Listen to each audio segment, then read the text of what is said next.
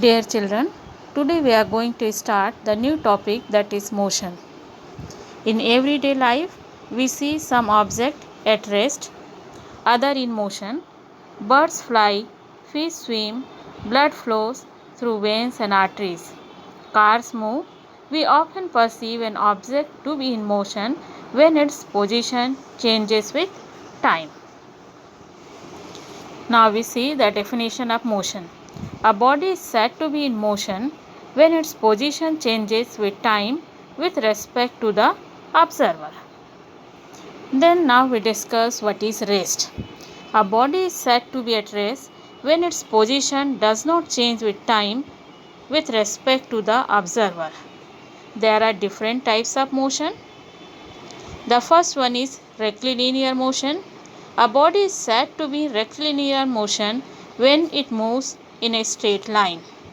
Second one is circular motion. A body is said to be in circular motion when it moves in a circular path. And the third one is oscillatory motion. A body is said to be in oscillatory motion when it moves to and fro repeatedly about mean position. Now we have to see what are physical quantities. There are two types of physical quantities, scalar quantities and vector quantities. Physical quantities which have magnitude only are called scalar. Example: mass, time, distance, speed, work and power. It has only magnitude, not the direction. And the second one is vector quantity. Physical quantities which have magnitude as well as direction are called vector quantity. Example: displacement, velocity, acceleration and force. This vector quantity have both magnitude as well as direction. If we are applying the force in a particular body, then we also mention the direction of force applied. Then now we have to understand what is distance and what is displacement. The actual length of path covered by a moving body between initial position and the final position is called the distance covered by the body. It has no direction, so it is scalar quantity. Then displacement.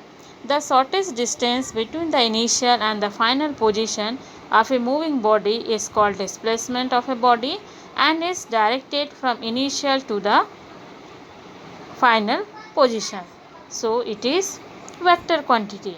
Now we have to see what are the differences between distance and displacement. The actual length of path covered by moving body is distance, whereas the shortest distance between initial and final position of moving body.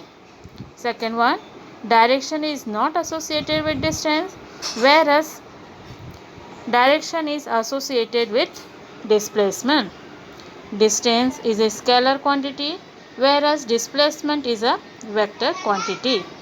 It is always positive in case of distance, whereas displacement can be positive or negative.